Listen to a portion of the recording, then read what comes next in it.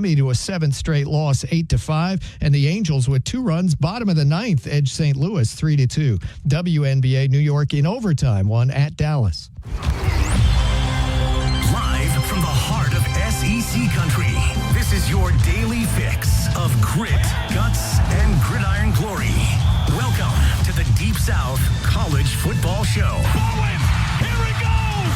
Georgia retakes the lead! Breaking down the biggest matchups, the boldest takes, and the deepest rivalries in college football on Tide 100.9 and 1230 AM WTBC. Intercepted! They confused him! Xavier Brown headed the other way! Touchdown Tide! From Fayetteville to Gainesville, from the Grove to Toomer's Corner, it's SEC football. Delivers touchdown! Now, here's your award-winning host, Wyatt Fulton.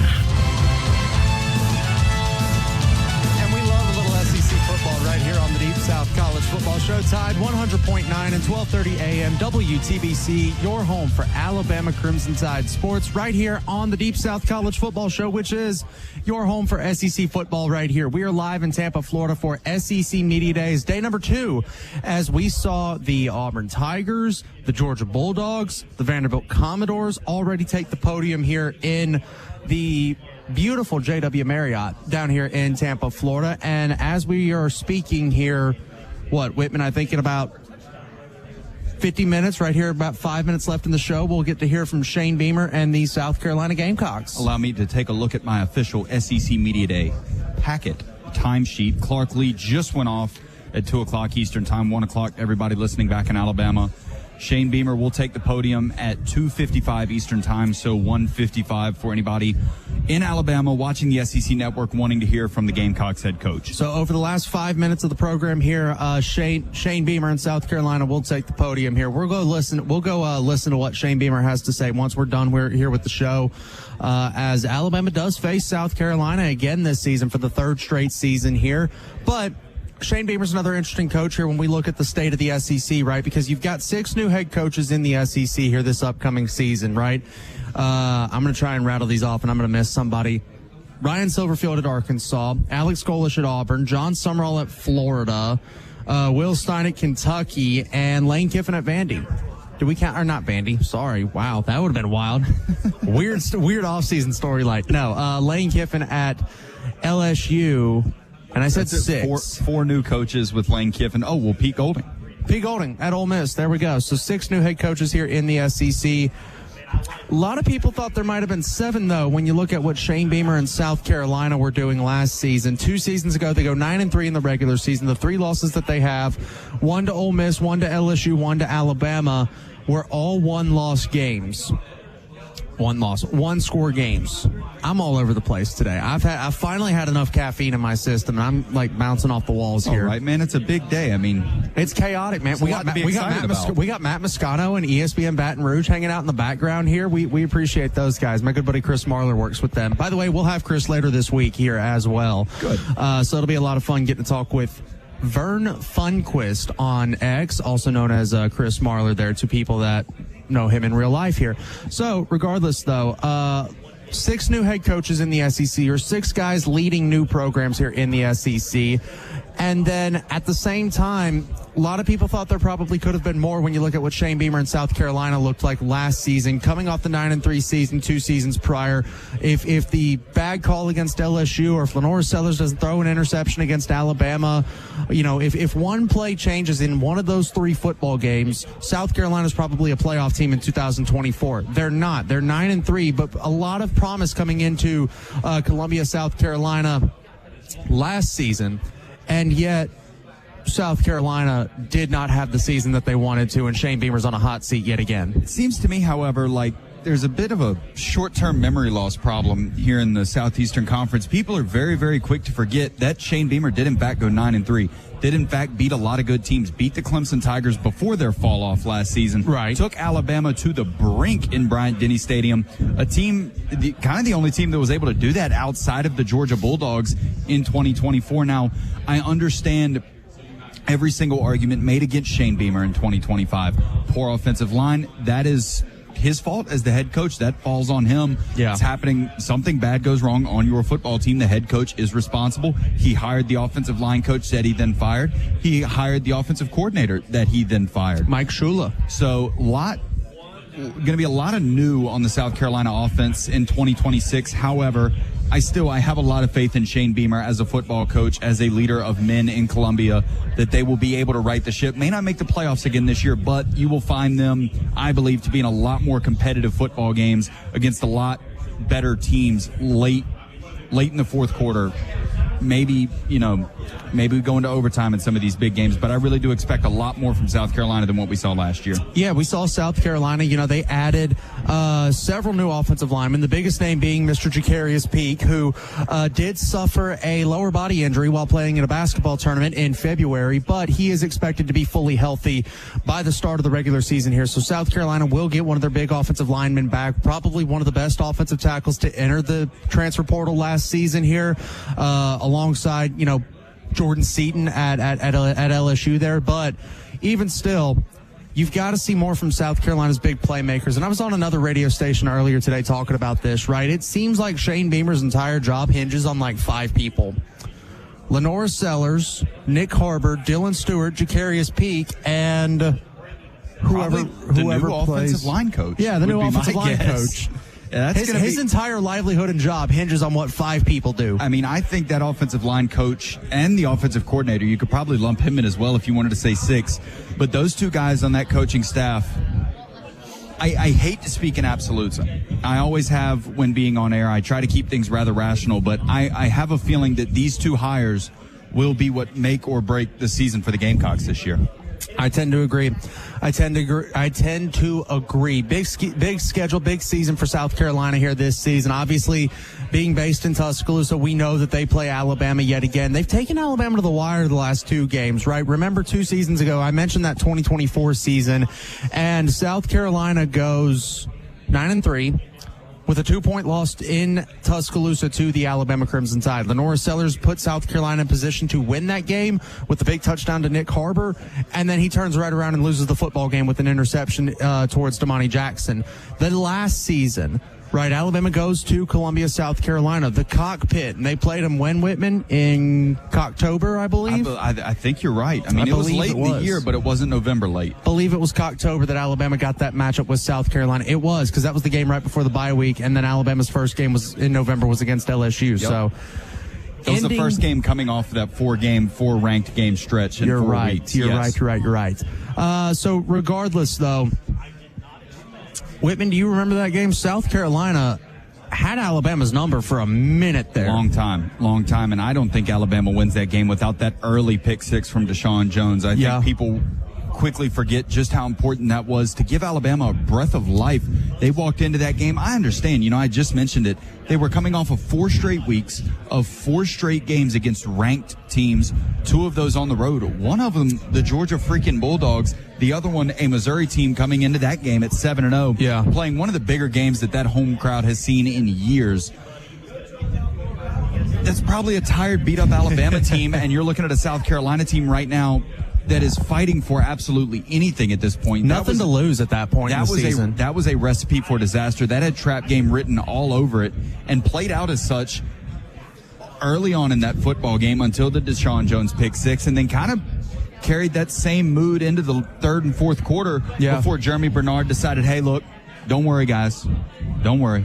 We're going to win. Yeah, don't worry. I've got it handled. Just give me the ball. Give me the hash marks down the sideline, and I'm going to go make something happen. Yeah. So South Carolina, we obviously know that they've got a big schedule, big season coming up for them this season here. Could be a potential, interim type of situation if something does happen to Shane Beamer here this season. But let's see here. It's 2:11 here Eastern time. Let's go ahead and take our first time out here, right? Because I like putting these in segments here, right? So we talked a little bit about South Carolina in the first segment, who is yet to take the podium. However, Whitman, you sat and you listened to Clark Lee and the Vanderbilt Commodores here. I did. Just a couple of moments ago. So we'll go ahead and take our first time out here, and then we'll go talk with Whitman Clark.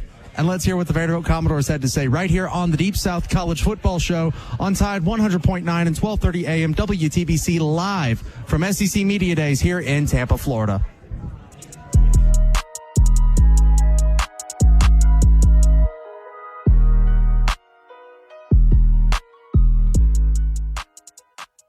Hey, this is Wyatt Fulton from Tide 100.9. We are live down here in Tampa, Florida for SEC Media Days 2026, presented to you by Pearl River Resort and the Sportsbook at Golden Moon Casino. Tune in all week on Tide 100.9 for press conferences, updates, and interviews from all 16 teams across the Southeastern Conference as we get you ready for the 2026. Outstanding customer service where they do that at. Bama Entertainment, where the odds are always in your favor. Take exit 45 off 2059, sponsored by Red. What does it mean to advertise and do your marketing with Town Square Media Tuscaloosa? Melissa started her business in 2014. What would you say to someone considering Town Square Media Tuscaloosa? My experience with Town Square Media has been awesome, and I would definitely recommend it to anyone. I think that this is the first time in my marketing experience that I've been able to see my return on investment. I would definitely say in the past that has not been the case. In this, I like knowing that that's 100%. A lot of the marketing we've done has been radio. You guys have so much more to offer than that, whether it's, websites, from targeted marketing to radio. You are kind of a one-stop shop, and it makes doing marketing so much easier. So I would definitely recommend it. Stop by on Skyland Boulevard. Mercedes-Benz of Tuscaloosa. For those who know the difference. Mercedes-of-Tuscaloosa.com. Mercedes-of-Tuscaloosa.com. Tide 100.9 Tuscaloosa weather.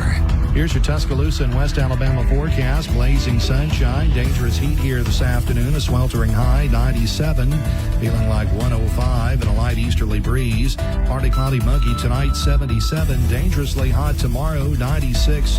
With a slight chance of storms and a better opportunity for storms on Thursday with a high 93. Tropical storm Bertha will continue to bring some gusty winds and showers and storms to southwest Alabama over the next day or so. Richard DeWetting of the Weather Channel for Town Square Media Tuscaloosa. It's 93 degrees in Tuscaloosa. Roll Tide all the time. This is Tide 100.9 and 1230 AM WTBC, the home of Alabama Crimson Tide sports. I didn't forget to hit the button this time. Welcome back to the Deep South College Football Show, live from Digital Drive, also known as Radio Row, here in Tampa, Florida, at the beautiful JW Marriott, as for SEC Media Days, day number 2, where yesterday we got to hear from Eli Drinkwitz at Missouri. Whitman, help me out. My memory's not the best right now. Eli Drinkwitz at Missouri. We heard from Will Stein at Kentucky. We ended the day with... We ended with Will Stein. Started with Josh Heupel in the afternoon. Yesterday, that's right, yesterday Heupel went Brett Venables, Eli Drinkwitz, Josh Heupel, Will Stein. There we go. Today we get to hear from Alex Golish and the Auburn Tigers, Kirby Smart and the Georgia Bulldogs, Clark Lee and the Vanderbilt Commodores, and Shane Beamer and the South Carolina Gamecocks. Tomorrow's going to be a really big day here. It's Alabama Day in Tampa, Florida, so it's going to be a lot of fun here. Get to talk a little bit about the Crimson Tide. And I will say this, not only is tomorrow Alabama Day, tomorrow is probably, in terms of how good these teams are, far and away the best of the week. Tomorrow you're looking at Alabama kicking things off, followed by Ole Miss, the University of Florida, and Texas A&M, 3 returning playoff teams from last year, as well as one of the biggest, I'd say 4 or 5 brands in the conference, regardless of how good they are, in the Florida Gators. So tomorrow's going to be a busy day. Tomorrow's going to be a lot of fun, but that was Daryl Dapprich, by the way. He's going to join us here in about 10 minutes on the program here at 2:30. So I'm going to kick Whitman off, and Daryl's going to help talk a little Auburn with me here. That's what happens when you don't get paid. Well, I'll live. It sucks. You're fine. You got a free. Yes, it does. You got a free trip to Tampa out of this thing. So it doesn't suck quite as bad as it could. Yeah, not quite as bad. But you were the one that sat in there and listened to Clark Lee and Vanderbilt. I was fulfilling some other media obligations. So what'd you hear from Clark Lee? Because from what I remember the last couple of seasons here at SEC Media Days, that's a guy that can make a room full of lethargic, exhausted, and hungry media members ready to run through a brick wall. He can. Now, while I will say he is not the entertainer that Eli Drinkwitz of Missouri is, he is certainly not the entertainer that Lane Kiffin is. Also fair. However, you are exactly right. If I ever needed a man to motivate me, I'd go find Clark Lee before I found many others. He is a stone-cold killer, both on the football field and on the podium. Spent a little bit of time talking about, the Team 6 for him at Vanderbilt. This is now his 6th season as a member or as the head coach of the Commodores. He spent a lot of time talking about what it's going to take for the team to be special in their own way. You can't harp off of last year. You can't let complacency creep into that locker room. He said the moment that you start protecting the ground that you've gained, you lose sight of what's ahead, and that is when everything just comes apart. That's something that he talked about a lot last year too, like gaining ground, protecting the ground that you've gained. And that I think he may have used that same exact quote last year, because that was what got me fired up. That was what got me ready to run through a brick wall of, as soon as you start to protect the ground that you've gained, you lose sight of the fact that you've got so much more ground that you've got to go get. You've got to go get this ground here, and you've got to go make this progress here. And Vanderbilt made a lot of progress last season, but now when you look at what they lost, no Eli Stowers, no Diego Pavia, Vanderbilt is in a brand new situation that Clark Lee, was the magic truly what Clark Lee has built at Vanderbilt, or was the magic simply Diego Pavia likes to go that direction with the football? Well, we're going to find out. And Wyatt, I asked him about Diego Pavia. I asked Clark Lee, I said, what are some of the biggest challenges you've faced so far this offseason, replacing Diego Pavia, not only as the Heisman runner-up, but as a leader in that locker room? Because despite what public perception of Mr. Pavia might be, we know that he's had some, I don't even want to say off the field issues, but he's been known to rub some people the wrong way. Careful, we can't talk about that. That was off the record last night. He's been known to rub some people the wrong way a time or two. However, if you ask anybody inside that Vanderbilt football facility, the complete opposite would be a bit of an understatement. Yeah. He went on to rave for about a second. He said, well, first off, there's no replicating or duplicating Diego Pavia. What he was, what he meant to that Vanderbilt football program. He talked about what an honor and a privilege it was to be able to coach him for those 2 seasons. But that was kind of it as a player. He got on to the second part of the question, talking about him as a leader, and talked about, like you said, while you never can replace a Diego Pavia, he's got several guys, not just in the quarterback room, but throughout the whole football team, that have spent years now grinding, working. He said, in the shadows, I will pull up the exact quote. While you do that, I think about a guy like a Cedric Alexander, right? He's the starting running back. So yes, a lot of people are going to know who he is, but when a guy like Pavia takes so much of the spotlight, it really leaves a guy like him kind of hidden in the background, right? Same thing with Junior Sherrill. I think about a guy like a Jamison Curtis out of Saraland, Alabama, somebody who's played a little bit of special teams, somebody that, unless you are truly in the weeds of recruiting or Vanderbilt football, or you happen to go to Saraland at some point in your life, like I did, you probably don't know who Curtis is, but he's still somebody that Vanderbilt is really, really, really going to trust and rely on this season. And he sounds like one of the guys that Clark Lee mentioned in this quote that I've now found. He says, there are a lot of guys that have been working in the shadows and doing all of the little things that leaders do that haven't had the spotlight turned on them yet. And now it will be. Now it's their turn. He went on to talk about the standard, the culture, the attitude, the expectation to win. Said, we didn't inherit any one result from our past, so this group has to build its own chemistry through its own leaders. And he talked about it. He said it doesn't have to come out of the quarterback room. It doesn't have to be true freshman Jared Curtis. He did, however, I will say this before I continue, he did not mention, or at least I did not hear him either state or get asked about the quarterback battle in Nashville, so that will be something to continue to keep an eye out for. But he just went on to rave about the guys that he's got in the locker room right now. They don't have to throw the ball to be effective leaders, but what it sounds like to me is the Clark Lee Vanderbilt culture has officially sunk its teeth into that football program, and there are guys ready to carry on the legacy of what Diego Pavia started at Vanderbilt. Maybe not with the personality, but with a 10-win season, with lots of success in the SEC, going into big-name stadiums, facing off against big-name programs week in and week out, not batting an eye, not flinching, not getting scared, knowing that you belong at this place. Now, let's be realistic about the 2026 edition of the Vanderbilt Commodores. I understand, Clark Lee, I'm ready to run through a brick wall anytime I hear the guys speak. I'm ready to, strap on, pull myself up by my bootstraps, put on my backpack, and walk to Nashville to go cover the Vanderbilt Commodores. But this is going to be a brand new team. Vanderbilt is a team that the last 2 seasons has snuck up on a lot of different teams, including Alabama in 2024. Not anymore. They're not sneaking up on anybody. Nope. We know exactly who Clark Lee is. We know exactly what Vanderbilt is. We know what a Commodore is. I don't know that we knew that prior to Clark Lee doing what he did with Vanderbilt now. We now know what a Commodore is. So, hey, good on them.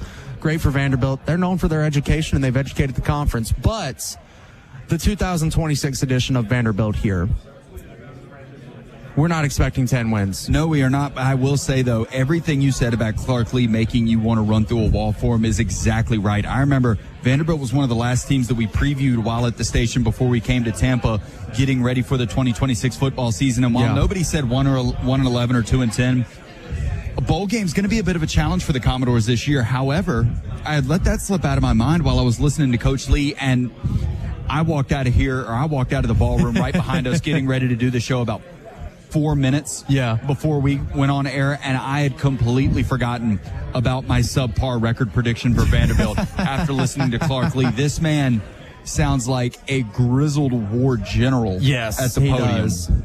He does. And, I mean, hey, it worked for Vanderbilt last season. It worked 2 years ago when they knocked off number 1 Alabama for the first time in their program's history, beating a number 1 team. And so it was their first top 5 win in history, much less number 1. Was it their first? It was their first ever top 5 AP victory in the history of the program. That's a game that I don't love to go back and watch, but it's a lot of fun because it is technically, and it is an all-time classic getting to see something like that. So, but even still here, all right, we got 2 more teams left on our little, I guess, recap type of conversation here for today.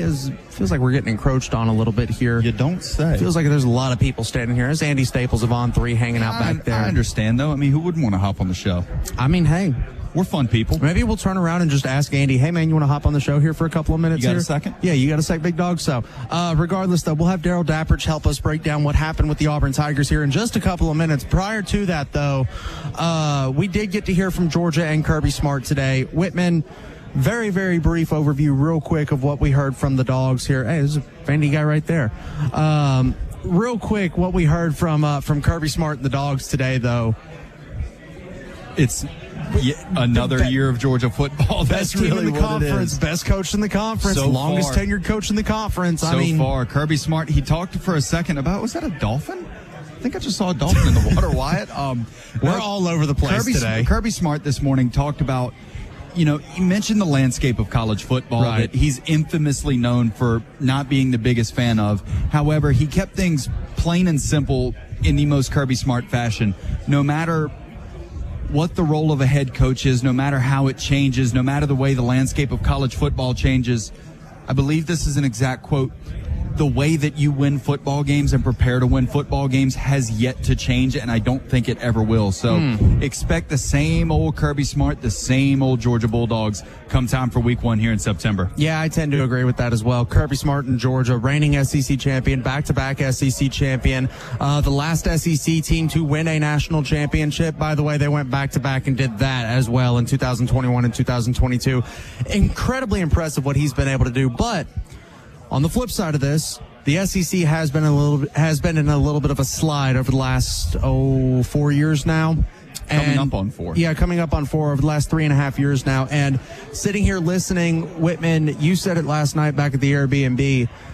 If you've got to hear the grind of the SEC schedule one more time, legit might just stop. I'm done covering the SEC at that point here if I got to hear about the grind of an SEC schedule. But it does seem like that phrase, the grind of an SEC schedule, the model, this idea that the SEC is so tough is getting watered down with the fact that the SEC is not producing playoff winners and national champions. I think that's going to be the headline of the whole thing, is that the SEC is tapered off. However, as much as I hate hearing it because it gets redundant as all get out, the grind, SEC schedule, the grind of an SEC schedule, this, that, and the third.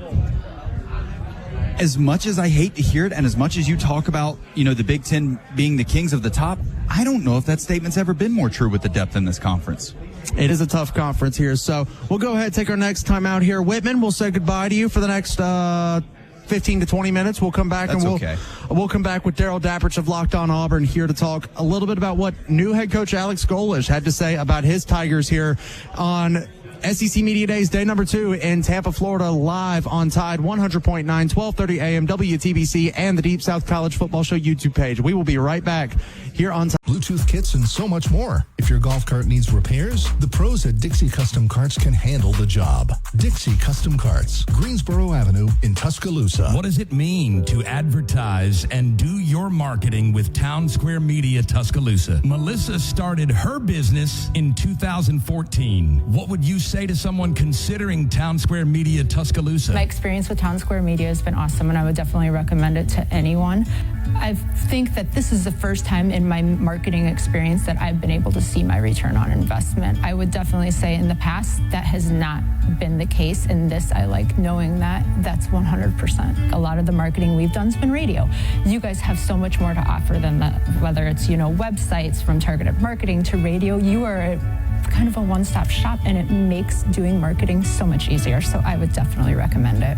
For more, stop by on Skyland Boulevard. Mercedes-Benz of Tuscaloosa. For those who know the difference. Mercedes-of-Tuscaloosa.com. Mercedes-of-Tuscaloosa.com. Stay locked in, Tide fans. This is Tide 100.9 and 1230 AM WTBC, the home of Alabama Crimson Tide sports.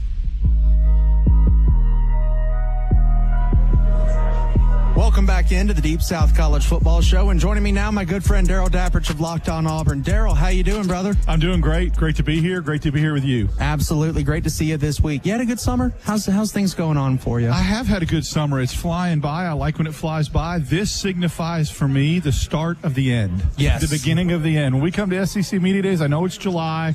I know I'm a little old school. I went to school after Labor Day back in the day, but it still just kind of seems like things are wrapping up after SEC Media Days hits. It does, and we've had a lot of fun so far here at SEC Media Days. About done with day 2. Shane Beamer's going to get started here in probably about 20 minutes, but we kicked off things this morning with the Auburn Tigers' new head coach Alex Golesh and the players that he chose to bring with him today.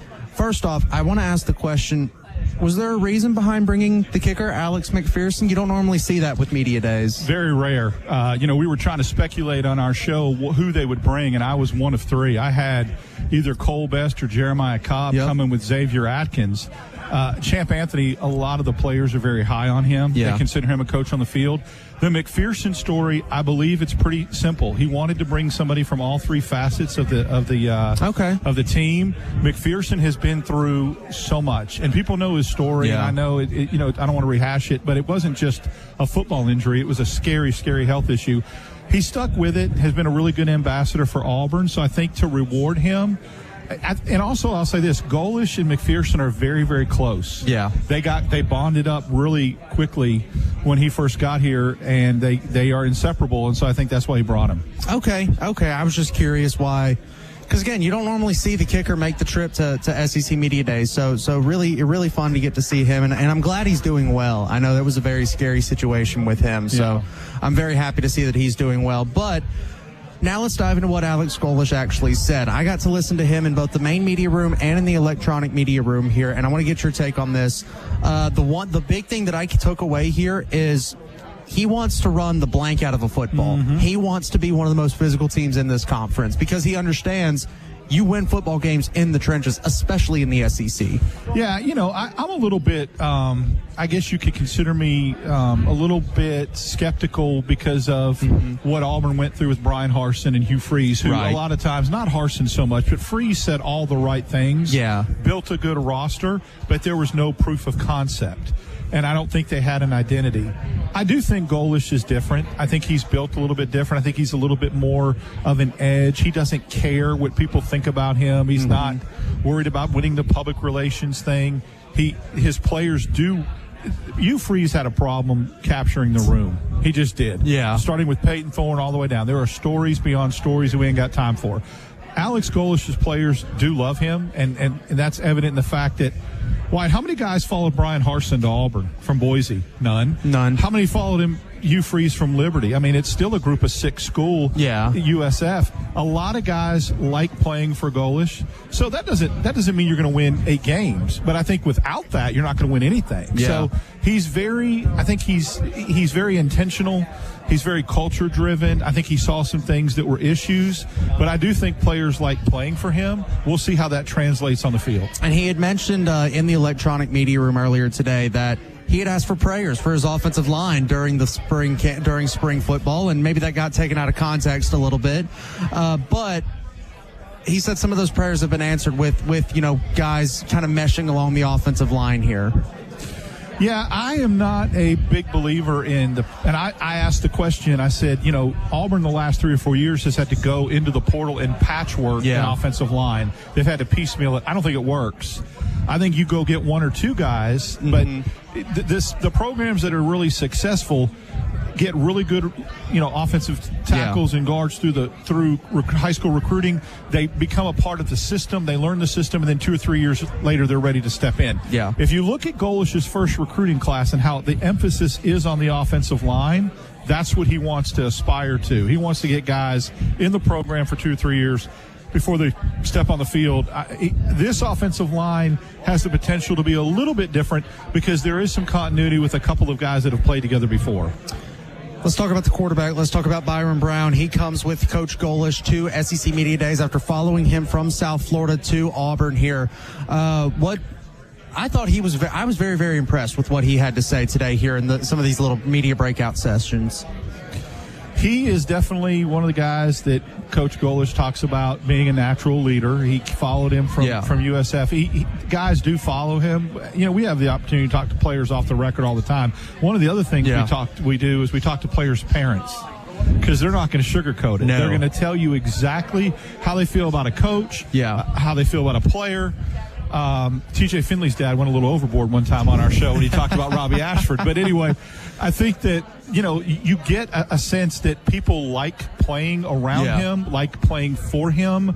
There is a continuity there. There is a closeness. So I think he's a really natural leader. I think he's different than the other quarterbacks that Auburn's had before when they brought in a transfer quarterback. Nobody came with Peyton Thorne. Nobody came with Jackson Arnold. They didn't know the receivers. There wasn't any continuity. He's got a lot of USF dudes around him that's already comfortable with him. We'll see how that translates, but I think that gives him a little bit of an advantage over the last couple of years. Defensively, we know DJ Durkin is back as the defensive coordinator. A couple of key guys are back on that defensive side of the ball. Champ Anthony's one of them, one of these guys that I look at from an outsider's perspective. I look at Champ Anthony and some of these other guys that could have easily gotten the invitation today to Tampa. I look at them to be the key guys that are the linchpins for DJ Durkin's defense. Champ Anthony is a Swiss Army knife. First of all, the players, again, they consider him very much a vocal leader, a guy that's a coach on the field. But he can play outside corner, he can play slot, nickel, or he can play safety, which is very rare in this day and age of college football. I don't know, Wyatt, to be perfectly honest with you, where he's going to fit in. It's a nice problem to have, but you hear a lot of good things about the transfer Andre Jordan from UCLA. Rayshawn Pleasant's good. Gavin Jenkins is getting, billed as a future NFL corner. Where does he fit in when you've already got? So I don't know how this is going to work. It would be very interesting to bring a guy to SEC Media Days that doesn't start. But I don't know. I think, somewhere they'll pigeonhole him in somewhere, but he just is so physical. And he's been through a lot too, but a lot of the players he's a leader in the defensive backfield. That's why Golish had to bring him.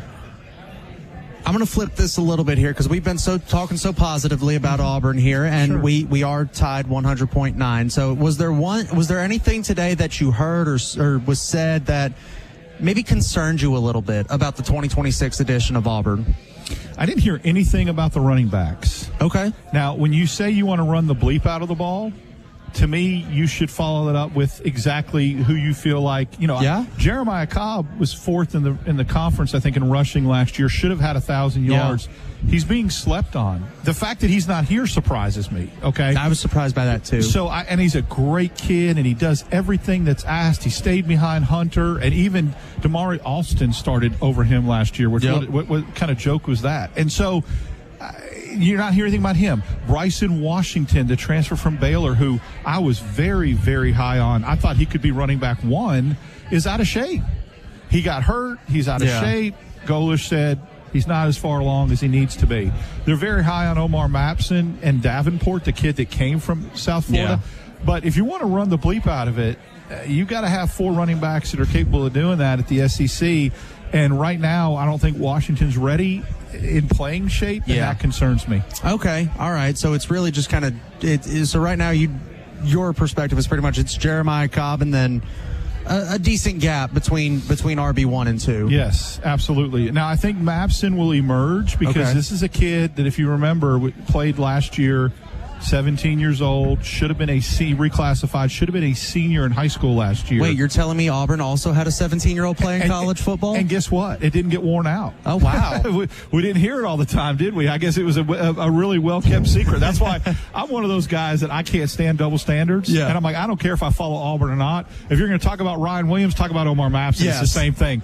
So, but he, this should be his freshman year, and he really physically transformed his body as you would as a 17 to an 18-year-old. So I think he's going to surprise some people. What I want to see Auburn do, and you talk about what they could become, an identity culture, I think Hugh Freeze got too cute so many times last year. You'd be inside the 10, first and goal. When Jarquez Hunter was there, he'd rip off 20 yards, 30 yards. You get inside the 10, you get cute, and you overcoach, and you try to do trick play. First and goal from the 8, first and goal from the 7, pound the rock like they used to do. Let's see if that can happen. And I think Mapson's the kind of guy, as is Washington if he gets healthy, that can do that. You look at the schedule for Auburn here, key games against, obviously the rivalries with Alabama and Georgia. You've got a matchup against Florida really early in the season that will be a night game there in Jordan-Hare Stadium. Is there any sort of animosity kind of aimed at that Florida game, considering that, from my perspective, from what I was hearing, and you can please correct me if I'm wrong here, got pretty close to the finish line with John Sumrall, and then when Lane Kiffin ended up going to LSU, Sumrall kind of said, hey, no thanks, I'm going to go to Florida. So is there any animosity considering that Sumrall is going to be coming to Auburn for that game? I don't think it was so much the Florida situation why Sumrall didn't go to Auburn. I think there were some assurances and some absolute conditions that he wanted to be Auburn's coach, that Auburn was like, well, there's some other things we're looking at here. And so did Auburn want John Sumrall? Absolutely. I mean, I thought it was done. Yeah. I don't think it was a case of, the Florida job's opened. It's a better job. It's a better recruiting base. Maybe it is. But if you look at the two programs the last 5 years, tell me what Florida's done that's been hardly better than Auburn. Nothing. They went to one bowl game. They had Billy Napier. They had some losing seasons. Yeah. So they've been very similar on the same paths. I don't think there's animosity so much as there is you don't want to lose this game. Yeah. Because then it's like, Auburn chose the wrong coach. It's a public relations problem. Gotcha. If you go in, they come into Jordan-Hare and Sumrall beats you, because then the natives get restless and start saying, see? Yeah. Cohen chose the wrong guy. Sumrall turned us down because Florida's the better job. I guess there's a certain element of that. Fans are going to fan. They're going to do whatever they need to do. But that's why you don't want to lose it. I don't think there's animosity, although they did coach against each other, in the American Conference and that kind of thing. So it'll be interesting. It's just a game Auburn can't afford to lose at night, at home, against. I think there's pressure on. People ask me, who's got more pressure in this game, Golish or Sumrall? And I said, Cohen. All right. I like that a lot there. Here. Daryl, I appreciate you, man. Thank you so much for joining me here. Was there anything that you heard or saw today that I didn't ask about that you want to talk about here with Auburn? Yeah, real quick. I was very, very interested when I asked in the big room, I asked about pace. Yeah. PFF came out, and other than Rich Rodriguez, who's a maniac, Auburn goes second fastest behind West Virginia. Yeah. What kind of impact does that have on a DJ Durkin defense?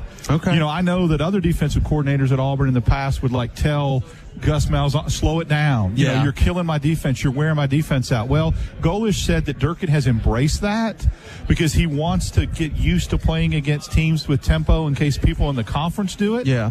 It also enables him to play a lot of dudes. And so, I don't think there's a concern of him going, hey, we're going to get wore out if you score quickly. The way Auburn's offense has been the last 3 or 4 years, nobody gives a crap how fast you score. Just score. Yeah. I mean, really, they got 6 points against Kentucky. I mean, you can't be choosy about when you score or how fast you score with as anemic as Auburn's offense has been the last 4 or 5 years. So I think Auburn's defense is going to get up more points, more yards this year because of that, but they also have a tendency or potential to get more turnovers. Yeah. And that's okay if you give up more yards, more points. You get the ball back to the offense, you're okay. So that was the biggest takeaway to me, is that Durkin tells him go as fast as he wants to go. That helps our defense. Daryl, I appreciate you joining me, brother. Let everybody know where they can follow you, Zach, and Locked On Auburn. Yeah, Locked On Auburn, wherever you get your podcast, and on YouTube. And we also am a member of The Barn. On Sunday nights, 8 o'clock, we do a Barn cast, which is kind of fun. It's like a live show wrapping up Auburn athletics. You work with Kyle Rush, too, I don't do. you? That's my guy. That's my guy, Kyle from WNSP. Good dude. He really is. So, yeah, we do that Sunday nights, the Barn cast at 8. Appreciate you, Daryl. Have a great rest of your day, brother. man. Take care. Absolutely. We'll be right back here on the Deep South College Football Show and wrap up the Tuesday edition of SEC Media Day. This episode sponsored by She's Birdie. Every woman knows that feeling, and She's Birdie knows it too. The just-in-case feeling. Just in case I hear something. Just in case someone tries the door. Just in case I need to wake up fast. It's not fear, it's awareness. And Birdie Box from She's Birdie was made for exactly that. Birdie Box is a portable travel door alarm designed by She's Birdie for hotels, dorms, Airbnbs, and anywhere you're staying away from home. It installs in seconds on the door frame, and if the door is opened, it activates a loud siren and flashing strobe to help draw attention instantly. She's Birdie, because peace of mind should check in with you. Birdie Box by She's Birdie. Visit shesbirdie.com. That's SHESBIRDIE.com. And order your Birdie Box before your next stay away from home. Try Tide Pods. Stop paying for watered-down detergents. Pay for clean. If it's got to be clean, it's got to be Tide Pods. Water content based on the leading bargain liquid detergent. Coming up on The Game with Ryan Fowler. Hey, coming up on the Tuesday edition of The Game, we'll talk to the commissioner of the Southeastern Conference, Greg Sankey, stops by. We'll talk to Mike Detillier, WWL, the Big 870. JD Piquel from Home 3. We'll visit with him right here on Tide 100.9, 1230. WTBC, your home of Alabama Crimson Tide Sports.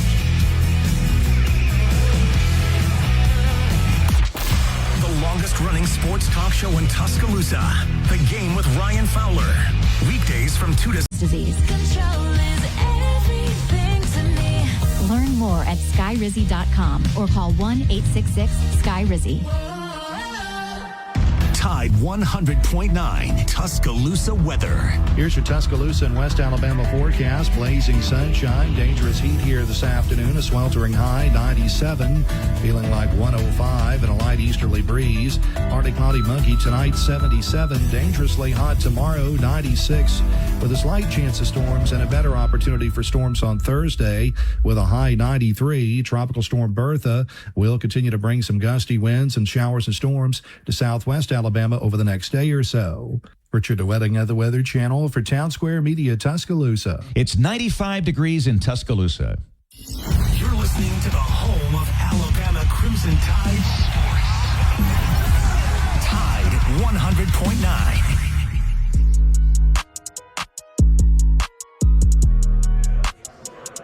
We're getting ready to wrap up the loose ends here on the Deep South College Football Show. Big thanks to Daryl Dappich of Locked On Auburn for helping us break down what happened with the Tigers today at SEC Media Days. And as always, the kid is back, Mr. Whitman Clark. Whitman, what'd you learn from Shane Beamer in the electronic media room? Not a whole lot. I got in there. He was pretty fresh to the podium. I think I only heard him answer about 3 questions. One, of course, was he was asked about his expectations for Nick Harbor this year. Right. Didn't go too deep into what he wanted his expectations to be. He was asked about the Texas A&M game last year. He immediately pivoted and said, I liked the previous question a whole lot better than I did that one. And I can completely understand why, but he coach talked his way through that. You know, Texas A&M just made a play or 2 extra in the second half than we made in the first half, and they got out with a win. Of course, I think the first question was something about his brother. Their relationship or something that his brother had mentioned. So not a whole lot out of Shane Beamer. So however, a softball question is what that first one was. However, he will be joining us in the room right there behind us, the main ballroom, right about the time that we get off the air. So we'll get in there right about time for us to start asking him questions. We'll hear from the players of South Carolina, Lenore Sellers, Nick Harbor. You forgot who the third one was. It's not Dylan Stewart, is it? No, I don't believe it is Dylan Stewart. Okay. Well, hang on. Here, let's look at our handy little media packet here, because it should be somewhere in all this. It is. It's up near the front. Player attendees, double checking. Maybe, possibly, maybe not. It's this next sheet. Is it? It is the next sheet. For South Carolina, it is Peyton Williams, defensive back. So, regardless, though, we have talked about 3 of the 4 teams for the day. Last one here is the Georgia Bulldogs and head coach Kirby Smart. Whitman and I both said it here earlier. It pretty much kind of feels like Kirby Smart and Georgia are the best team in this conference. Kirby Smart is the best coach in this conference. And yet, I've asked a couple of media people here, and it seems like the consensus is that Texas is the betting favorite to win the SEC this season. Not just the betting favorite. A lot of people around here are going to be picking Texas. Whitman, you asked Raylan Wilson this question. It is now, yet again, exploded on Twitter, as these questions have for the last couple of days here. But what Raylan Wilson tell you when talking about the expectations with Texas? I asked him, I said, what's the message, or what are we hearing out of that locker room when the outside noise is saying that Texas is the favorite to win the conference despite Georgia winning back-to-back conference championships, including one where they beat Texas? And, of course, right. Raylan Wilson being on both those teams, by the way. A Kirby Smart team captain is going to say what a Kirby Smart team captain would say. Nameless, faceless opponent. We don't listen to what the outside has to say. We control what we can control. What people like you and me have to say really makes no difference to them, to Raylan Wilson, to the Georgia Bulldogs, to that locker room. They're just ready to go out and beat a different team 12 times. Yeah, that's all they want to do. Yeah, beat the blank out of somebody. And I was talking with our guy Randy from How About Them Dogs Cast, and he mentioned and said, look, Kirby Smart and Georgia have done a really, really good job in the fact that they play Austin Peay, and they take Austin Peay as seriously as they do the University of Alabama or the University of Texas or Ole Miss. That's or a good point. Notre Dame. Because I asked him specifically, after the question about Texas, I said, are there any games that you or your team or anybody in the locker room gets up for more than the other? Is it the Alabama game? Is it Georgia Tech? Is it Florida? And I really like the answer he gave me, despite it not being one worth a lot of clicks. He said, they're all big because we're in it. They're all big games because we're playing in it. I feel like that's a pretty good way to end the show. Too bad we still got like 4 minutes till we have to get off the air here. Daggone. Also, I didn't realize you could close those blinds. I had no idea you could do that. We tried to close them this way. So thank you, Ryan Fowler, for helping us out here. Dropped it down that way. Maybe tomorrow we will be back with a beautiful backdrop of Tampa Bay waters. Hey, smartest man in Tampa is Ryan Fowler here, because he's the first one that I saw actually try to do that. So thank you, Ryan, because it was hurting my eyes here staring at the sun there. So regardless, though, Georgia and Kirby Smart, Gunnar Stockton and Drew Bobo were here with Raylan Wilson and Kirby Smart and Whitman. It was very similar to what Raylan Wilson said. Gunnar Stockton got asked about it. Is there somebody that you pay a little bit more attention to, so a game that maybe means a little bit more? And Gunnar Stockton said, nah, we're just worried about fall camp right now. Asked him about, the Florida game, and that game, which is traditionally played in Jacksonville, but it's being played in Atlanta this season, back here in Tampa in 2027. What does the Florida game mean to you? Hey, man, we're just worried about fall camp. We're worried about tomorrow. We're worried about fall camp. You missed one small part of that, though. You forgot to quote him with each side of your mouth close to your ear. I'm sorry. This is how Gunnar Stockton answered every question. We're just focused about tomorrow, man. We're just focused on tomorrow. Playing for Georgia, man, it's so neat. Playing for Georgia is so awesome. I love the University of Georgia. That's exactly what it was like talking to Gunnar Stockton for 20 minutes there. He even got asked like the defensive coordinator question, and because Arkansas's defensive coordinator is used to coach at Florida. And so a lot of experience with going against that defense. And Arkansas is Georgia's week 3 opponent here this season. And Gunnar Stockton was asked, like, hey, what do you know about playing against that Florida defense? You've seen that Florida defense a couple of times now. Just what's familiar about playing that style of defense? We're not worried about Florida, man. We're not worried about I ain't even thought about Arkansas. I'm just ready for fall camp. I'm ready to get back to Athens. So, hey. So happy. That's a dude that loves playing football. It's a dude that loves the University of Georgia. And it's a dude who loves his head coach, Kirby Smart, and is the epitome of what Kirby Smart wants his football players to look like, say like, and act like. So, hey. Yes, say like, look like, Sorry, look like in terms of composing themselves, talk like in terms of, not giving bulletin board material, and act like in that just a good stand-up young gentleman. So that'll do it for us today here on the Deep South College Football Show. Coming up next, the game with Ryan Fowler from 2 until 6 p.m. Central Time, 3 until 7 if you're here on our side of the time zone here. Ryan Fowler, I believe, has got Greg Sankey coming up here. I heard that 2:15 right here. So we're going to go ahead and get 4:15. Okay. Right? Or 4 o'clock? Okay, 4:15 here, 3:15 Tuscaloosa. Why don't I just take this off and hand it to Ryan Fowler because he's got to do his show next. We'll see you guys tomorrow here on the Deep South.